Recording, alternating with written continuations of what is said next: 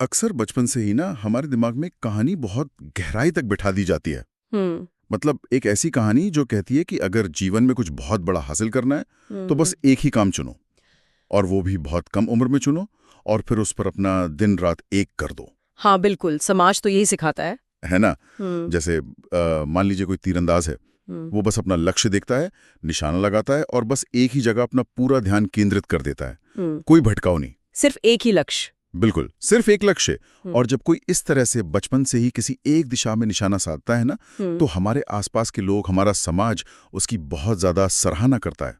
और ये नजरिया ना बहुत सुकून देने वाला लगता है।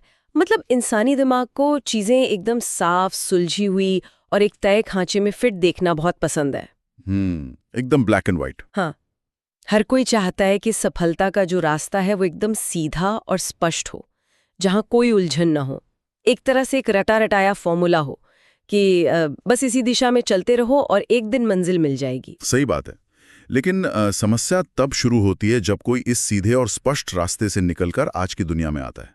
मेरा मतलब है आज की तेजी से बदलती हुई और उलझी हुई वास्तविक दुनिया में कदम रखता है। हाँ, जहां कुछ भी स्थिर नहीं है। बिल्कुल।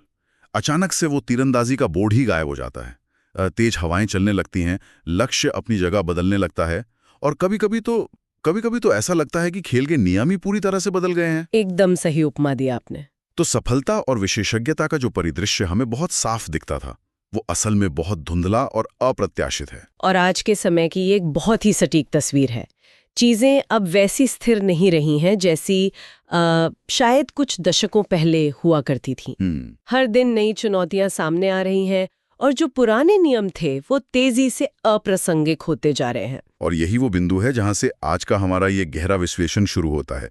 तो आज हम जिस स्रोत पर बात कर रहे हैं वो एक बेहद प्रभावशाली किताब का सारांश है, जिसका नाम है range, why generalists triumph in a specialized world. बहुत ही शानदार स्रोत है ये। हाँ, और इस विश्लेषण का जो हमारा मिशन है वो ये गहराई से समझना है कि आखिर क्यों इस जटिल और लगातार बदलती हुई दुनिया में जनरलिस्ट, यानी वो लोग जो अलग अलग क्षेत्रों का व्यापक ज्ञान रखते हैं, वो अक्सर स्पेशलिस्ट, यानी किसी एक ही क्षेत्र के विशेषज्ञों से कहीं बेहतर प्रदर्शन करते हैं। और मैं बता दूं कि ये विषय सिर्फ काम करने के तरीकों तक ही सीमित नहीं है। अच्छा। हाँ, ये असल में हमारे सोचने, सीखने और समस्याओं को सुलझाने के पूरे वैज्ञानिक ढांचे को ही चुनौती देता है।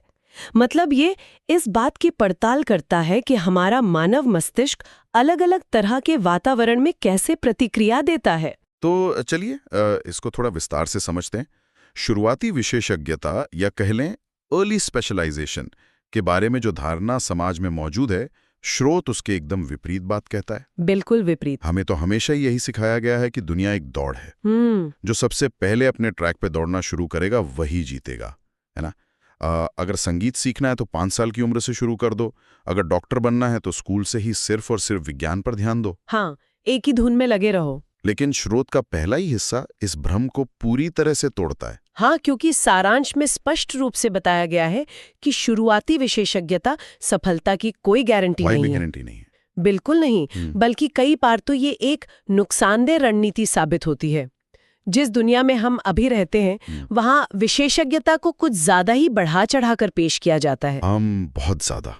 ऐसा माना जाता है कि एक ही चीज का बार बार अभ्यास करना ही महारत हासिल करने का इकलौता तरीका है।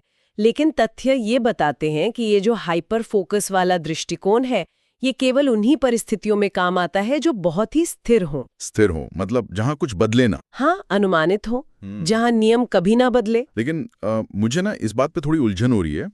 अगर शुरुआती विशेषज्ञता सफलता का सही रास्ता नहीं है, तो फिर इंसान को शुरुआत कैसे करनी चाहिए? बहुत अच्छा सवाल है। मतलब अगर कोई बचपन से एक ही चीज पर ध्यान नहीं दे रहा है, तो क्या वो उन लोगों से पीछे नहीं छूट लाएगा जो दिन रात उसी एक काम में लगे हुए हैं? और ये एक बहुत ही स्वाभाविक डर है जो हर किसी को लगता है।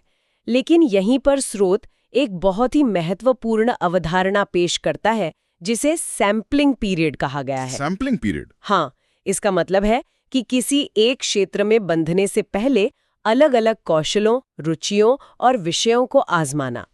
और सबसे हैरत अंगेज बात यह है कि ये समय की बर्बादी बिल्कुल नहीं है, बल्कि ये एक बहुत ही जरूरी डेटा इकट्ठा करने की प्रक्रिया है। डेटा इकट्ठा करने की प्रक्रिया? हाँ, जब कोई व्यक्ति अलग अलग चीजें आजमाता है तो वो असल में अपने मस्तिष्क और विभिन्न कार्यों के बीच के तालमेल को जांच रहा होता है। तो ये कुछ इस तरह है, मान लीजिए कोई इंसान एक विशाल और शानदार बुफे में खड़ा है। हाँ, खाने का बुफे। हाँ, जहाँ दुनिया भर के स्वादिष्ट व्यंजन रखे हैं। अब कोई बिना कुछ चखे ही ये तय कर ले कि उसे जिंदगी भर सिर्फ एक ही डिश खानी है, तो ये कितना अजीब होगा ना। बहुत अजीब होगा। तो सैम्पलिंग पीरियड असल में उस इंसान को अलग अलग डिश चखने का मौका देता है, ताकि वो ये समझ सके कि उसे सच में क्या पसंद है और उसका शरीर किस भोजन पर सबसे अच्छी प्रतिक्रिया देता है। एकदम सटीक उदाहरण है ये। और उस बुफे में अलग अलग चीजें चखना केवल स्वाद का मामला नहीं है। तो और क्या है? ये खुद को पहचानने की एक वैज्ञानिक प्रक्रिया है। स्रोत के अनुसार अलग अलग कौशलों और रुचियों को आजमाने से ही इंसान को अपनी असली ताकतों का पता चलता है।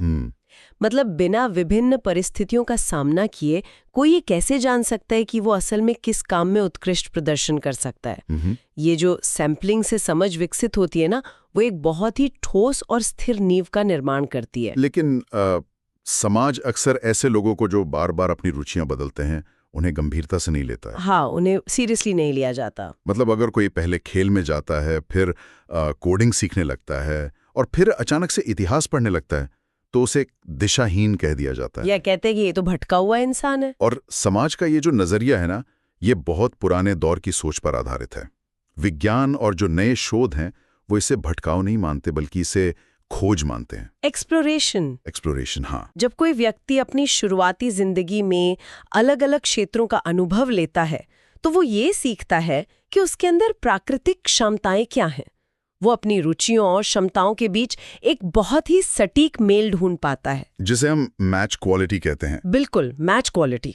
और जो लोग बहुत जल्दी किसी एक क्षेत्र में बन जाते हैं, वो अक्सर बाद में अपनी जिंदगी में ये महसूस करते हैं कि वो उस काम के लिए बने ही नहीं थे। लेकिन तब तक बहुत देर हो चुकी होती है। हाँ, तब तक वो अपना रास्ता बदलने से बहुत डरते हैं। ये बात सच में सोचने पर मजबूर करती है कि बिना गहराई नापे पानी में कूद जाना कितनी बड़ी गलती हो सकती है। बिल्कुल। अब अगर हम इस चर्चा को थोड़ा और आगे बढ़ाएं, तो एक और बहुत बड़ा सवाल खड़ा होता है। वो क्या?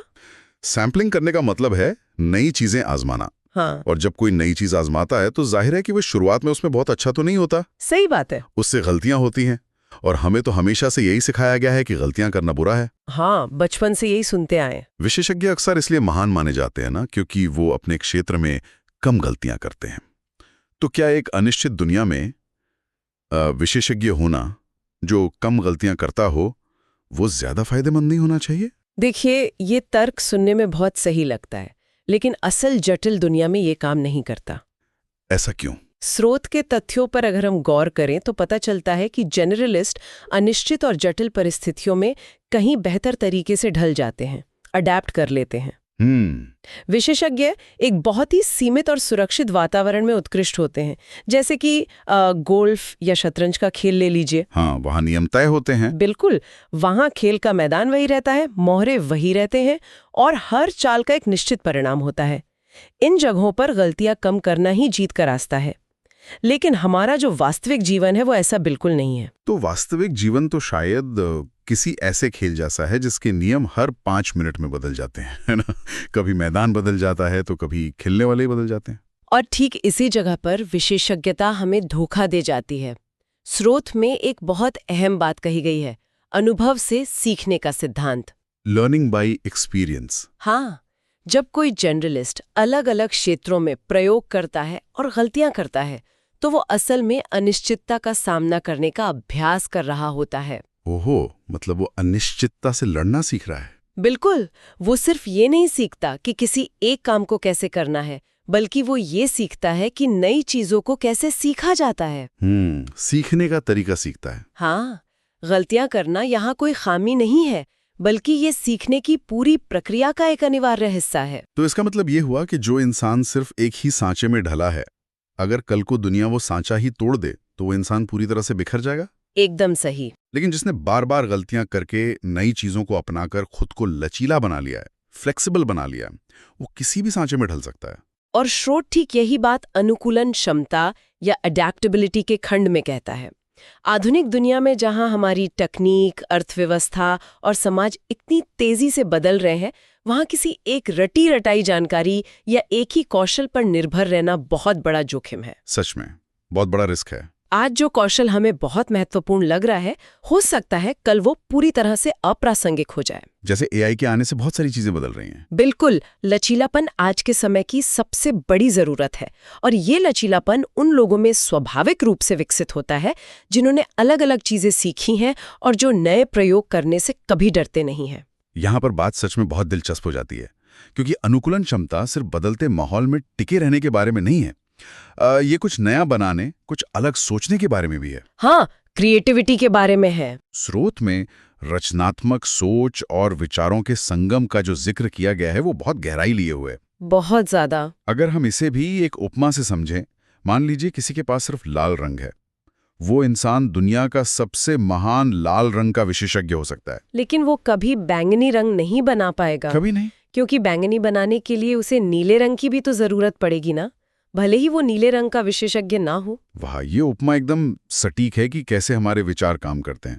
स्रोत का बहुत स्पष्ट निष्कर्ष है कि व्यापक ज्ञान होने से ही रचनात्मकता और इनोवेशन की जो संभावना है वो बढ़ती है।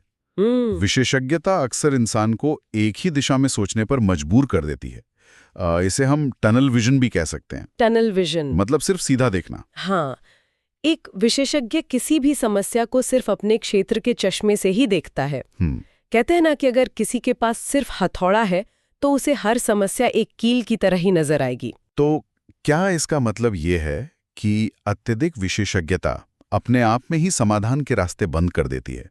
क्योंकि अगर हम हर समस्या को एक ही नजरिए से देखेंगे तो नए समाधान कैसे निकलेंगे? यही तो स्रोत का मुख्य तर्क है। जनरलिस्ट के पास ज्ञान का एक बहुत बड़ा और विविध भंडार होता है। वो अलग अलग क्षेत्रों के जो मानसिक मॉडल होते हैं, मेंटल मॉडल्स, उनको एक साथ जोड़ सकते हैं।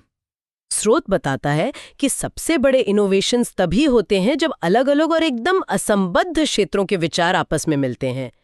आज की दुनिया की जो सबसे जटिल समस्याएं हैं, जिन्हें विकेट प्रॉब्लम्स कहा जाता है, वो किसी एक विषय तक तो सीमित है नहीं। सही बात है। जैसे अगर हम जलवायु परिवर्तन या फिर किसी वैश्विक स्वास्थ्य संकट को ही लें, बिल्कुल, इन्हें सिर्फ विज्ञान की मदद से तो नहीं सुलझाया जा सकता ना। इनमें अर्थशास्त्र, मानव मनोविज्ञान, राजनीति और तकनीक, ये सब कुछ शामिल है। ये खोज तकनीक के साथ जाकर मिलती है। Connecting idea. हाँ, जनरलिस्ट्स का जो दिमाग है वो इसी तरह से काम करने के लिए प्रशिक्षित होता है। वो किसी विशेषज्ञ की तरह किसी एक गहरी खाई में नहीं बैठे होते, बल्कि वो अलग अलग खाइयों के बीच पुल बनाने का काम करते हैं। पुल बनाने का काम, बहुत बढ़िया। वो एक क्षेत्र के समाधान को उठाकर दूसरे क्षेत्र की समस्या पर लागू कर सकते हैं। ये तो ऐसा है जैसे अलग अलग भाषाओं के शब्दों को मिलाकर एक एकदम नई और खूबसूरत कविता लिख देना। बिल्कुल। जो इंसान सिर्फ एक ही भाषा का विशेषज्ञ है, वो शायद व्याकरण में कभी गलती ना करे, लेकिन वो उस नई तरह की कविता की कल्पना भी नहीं कर पाएगा। कभी नहीं कर पाएगा। लेकिन जब हम इन विचारों को जोड़ने, इतनी सारी अलग अलग चीजों का प्रयोग करने और सैम्पलिंग की बात करते हैं ना, तो एक बहुत ही व्यावहारिक अड़चन सामने आती है। क्या अड़चन? इन सब में बहुत लंबा समय लगता है। ये एक बहुत ही वाजिब और तार्किक चिंता है। जब कोई व्यक्ति कई अलग अलग क्षेत्रों को खंगाल रहा होता है, तो जाहिर तौर पर वो किसी एक क्षेत्र में विशेषज्ञता हासिल करने की इस दौड़ में पीछे रह जाता है। हाँ, दुनिया तो आगे निकल रही होती है। और स्रोत भी इस वास्तविकता को पूरी तरह से स्वीकार करता है। तो इन सब का आखिर मतलब क्या है? मान लीजिए कोई इंसान है जो अभी भी अपना सैम्पलिंग पीरियड ही जी रहा है। वो अपने आसपास उन लोगों को देखता है जो बहुत कम उम्र में किसी एक पेशे में चले गए थे और आज वो पद, पैसे और शोहरत के मामले में बहुत आगे निकल चुके हैं। हाँ, जो बहुत सफल दिखते हैं। तो वो इंसान खुद को असफल महसूस कर सकता है। क्या यह संभव है कि जो इंसान दूसरों से पीछे लग रहा है, वो असल में पीछे नहीं है, बल्कि वो सिर्फ अपनी इमारत के लिए एक बहुत चौड़ी और गहरी नींव खोद रहा है? मैं कहूंगी कि इस पूरे गहरे विश्लेषण का ये शायद सबसे सुकून देने वाला और महत्वपूर्ण हिस्सा है। अच्छा। हाँ, स्रोत में सफलता में देरी या डिलेड सक्सेस पर एक बहुत ही गहरा खंड है। इसके अनुसार ये बिल्कुल सच है कि जनरलिस्ट्स अक्सर जीवन में अपनी जगह देर से ढूंढ पाते हैं। वो नई चीजों को खोजने, गलतियां करने और एक्सप्लोर करने में दूसरों से अधिक समय बिताते हैं, लेकिन इसे किसी भी तरह से विफलता या कमी के रूप में बिल्कुल नहीं देखा जाना चाहिए। ये सुनना तो बहुत से लोगों के लिए एक बहुत बड़ी राहत की बात हो सकती है। बिल्कुल होनी चाहिए। क्योंकि समाज अक्सर सिर्फ उसी सफलता का जश्न मनाता है ना, जो बहुत कम उम्र में और बहुत ही तेजी से मिलती है। 30 अंडर 30 और न जाने क्या क्या। हाँ, और तेजी से मिलने वाली ये सफलता कई बार एक बहुत बड़ा भ्रम पैदा करती है। भ्रम कैसे? स्रोत स्पष्ट रूप से बताता है कि व्यापक शिक्षा और लचीलापन जो उस लंबे सैंपलिंग पीरियड के दौरान किसी इंसान में विकसित होता है, वो अंततः बहुत ही दीर्घकालिक और टिकाऊ सफलता की ओर ले जाता है। टिकाऊ सफलता, लॉन्ग टर्म सक्सेस। हाँ, ज्ञान को खोजना और अलग अलग अनुभवों को जोड़ना ना कोई 100 मीटर की दौड़ नहीं है। ये एक लंबी मैराथन है। यानी जो सफलता देर से मिलती है वो अक्सर हवा के एक झोंके से गिरती नहीं है। बिल्कुल नहीं, क्योंकि उस सफलता की नींव बहुत गहरी और विविधतापूर्ण होती है। जब एक जर्नलिस्ट इतने सारे प्रयोगों के बाद अंततः अपने लिए सही दिशा खोज लेता है, तो वो वहां सिर्फ एक साधारण कर्मचारी या पेशेवर की तरह काम नहीं करता। तो वो क्या अलग करता है? वो अपने साथ उन सभी अलग अलग क्षेत्रों का अनुभव लेकर आता है। वो सभी मेंटल मॉडल्स और सोचने के अलग अलग तरीके लेकर आता है जो उसने अतीत में आजमाए थे। वो सारी पुरानी डिशेस का स्वाद उसे याद रहता है। हाँ, और यही अनुभव उसे एक पारंपरिक विशेषज्ञ से कहीं आगे खड़ा कर देता है। जब परिस्थितियां बदलती हैं और कोई नई चुनौती सामने आती है, तो विशेषज्ञ के पास कोई जवाब नहीं होता, जबकि जर्नलिस्ट अपने पुराने अनुभवों के उस विशाल भंडार से कोई न कोई समाधान निकाल ही लेता है। ये पूरी चर्चा तो वाकई सोचने के पुराने तरीकों को पूरी तरह से पलट कर रख देती है। आज हमने इस स्रोत से जो भी समझा वो हमें ये देखने में मदद करता है कि जीवन कोई एक सीधी सुरंग नहीं है जिसमें बस बिना देखे भागते रहना है। ये तो एक बहुत विशाल और घना जंगल है। और उस घने जंगल में एक सीधा और तयशुदा रास्ता शायद किसी को कहीं न ले जाए। वहां तो हर कदम पर नई दिशाएं खोजनी ही पड़ती हैं। बिल्कुल। अगर हम आज के इस पूरे गहरे विश्लेषण का एक सार निकालें तो वो कुछ ऐसा होगा। ये स्रोत हमें साफ तौर पर बताता है कि शुरुआती विशेषज्ञता का जो भारी दबाव समाज हम पर डालता है वो ज्यादातर मामलों में एक भ्रम है। 100% एक भ्रम है। अलग अलग चीजों को आजमाना यानी अपना सैंपलिंग पीरियड लेना दिशाहीन होना या समय की बर्बादी नहीं है। ये तो अपनी असली ताकतों और रुचियों को पहचानने का सबसे तार्किक और वैज्ञानिक तरीका है। और हमने ये भी गहराई से समझा कि कैसे अनिश्चितताओं के बीच गलतियां करना और नए अनुभव लेना इंसान को एक बदलती हुई दुनिया के लिए मानसिक रूप से तैयार करता है। और रचनात्मकता का रहस्य भी तो इसी विविधता में छिपा है।